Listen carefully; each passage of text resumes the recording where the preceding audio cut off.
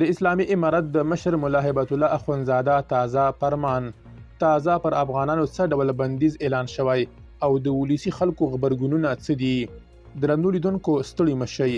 په کندهار کې د اسلامي امارت د مشر د حکم لمخې د عشر ټولولو د نوې کړنلارې لمخې هغه جماعتونه چې ملا امام نه لري د سیمې وګړي باید عشر اسلامي امارت ته وسپاري.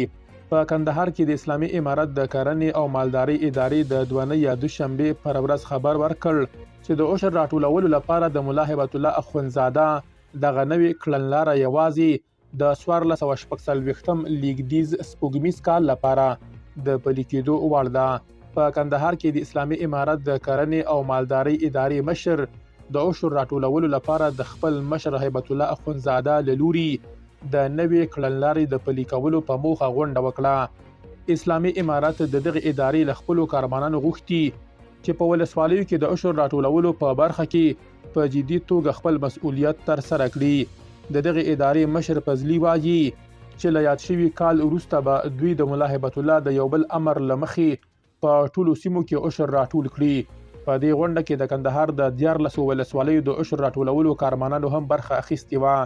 د فضلي په خبره چې د ملا هیبت الله له لوري د عشر راټولولو په نوې کړنلاره کې راغلي هغه جماعتونه چې امام نه لري عشر یې باید اسلامي امارت ته ورکړل شي.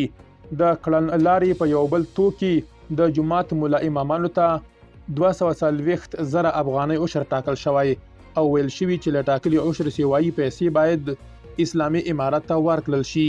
په کندهار کې د اسلامي امارت د کرنې او مالدارۍ ادارې مشر فضلي ویلي چې د ملا هیبت الله حکم باید په ټولو سیمو کې پلی شي او له سرغړونکو سره به قانوني چلند وکړي. د اسلامي امارت د مشر د امر لمخې په ځینو ولسوالیو کې د عشر راټولولو لړۍ لا وړاندې پیل شوې ده. درنو لیدونکو له مالتیا مو مننه.